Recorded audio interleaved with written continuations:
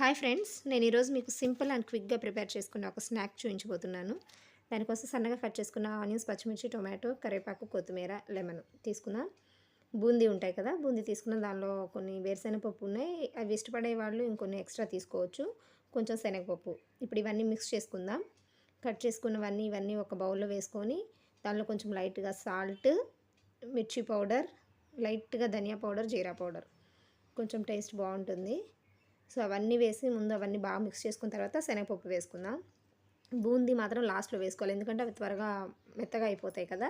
So అందుకని ఇలా మొత్తం మిక్స్ చేసుకున్న తర్వాత లెమన్ పిండి వేసుకొని వెంటనే మనం సర్వ్ చేసుకోవచ్చు అనమాట. ఇది చాలా సింపుల్గా అయిపోతుంది. చిన్నప్పుడు మేము ఎక్కువగా తినేవాళ్ళం. సో నేను అది మా పిల్లలకి చేసి పెట్టాను. బూందీ మసాలా అంటాం మేము దీన్ని. మీరు ఏమంటారో ఈ స్నాక్ మీకు తెలిసినట్లయితే ప్లీజ్ కామెంట్ చేయండి. Bye friends.